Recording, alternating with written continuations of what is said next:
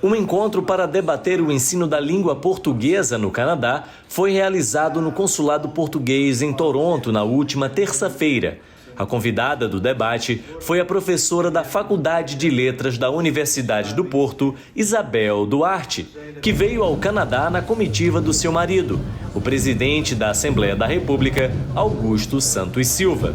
Isabel Duarte é especialista em estudos portugueses e estudos românicos e recebeu, durante o encontro no consulado, diversos linguistas, professores e especialistas para debater os desafios do ensino da língua portuguesa no Canadá.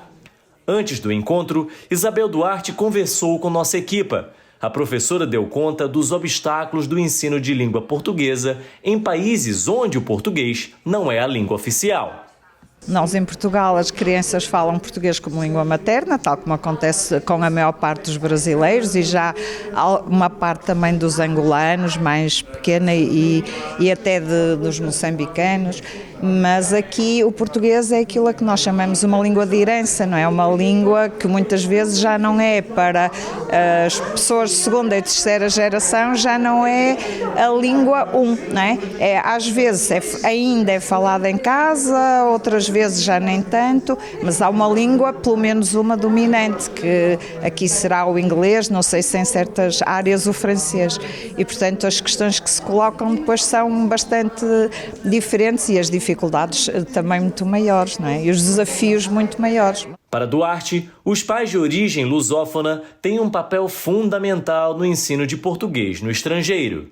Eu acho que uma das partes importantes é os pais continuarem a comunicar na língua com as crianças, o que nem sempre é também fácil, porque depois, por questões de comodidade, os pais acabam por falar também inglês ou francês, ou seja, que língua for, a língua dominante, e não o português. Por outro lado, mantê-las em contacto com a televisão do Portugal ou do Brasil, que também é aqui perto, portanto, eventualmente seria uma forma interessante de os miúdos ouvirem falar mais em português e incentivarem também que eles cantem, que leiam em português, etc.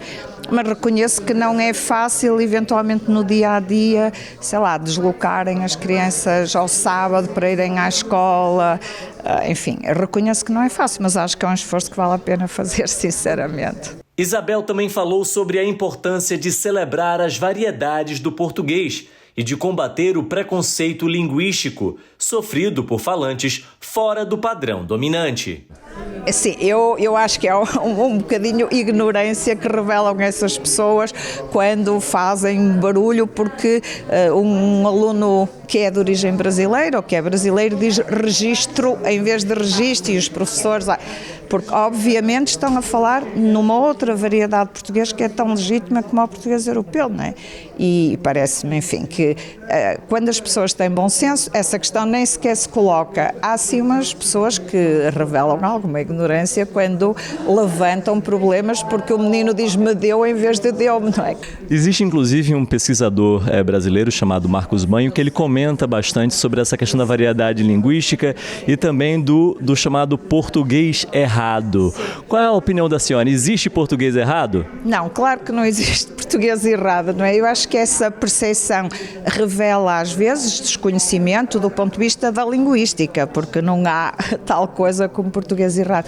É relativamente frequente, eu estive há pouco tempo em Cabo Verde e também houve colegas que me disseram que tinham pessoas bilíngues, cabo-verdianos bilíngues, que tinham medo de falar português porque diziam nós não falamos bem português. Claro que falam bem português, não é? Claro que falam bem português, mas há essas que são de facto preconceitos linguísticos, como diz o professor Marcos Banho, não tenho dúvida. Eu acho que apesar de tudo a língua tem uma parte comum muito forte, eu acho que é a mesma língua, com variação, não é? Muito grande entre Portugal e Brasil, mas vai ser também grande futuramente com Angola e Moçambique. Já há muitas características do português de Angola e do português de Moçambique que divergem, quer do português europeu, quer do português do Brasil. Algumas vezes aproximando-se mais de uma das variedades e noutras da outra. Mas é sim, as línguas são organismos vivos, não é? E a variação e a mudança são características próprias das línguas, portanto o português não é uma exceção, também varia, também muda.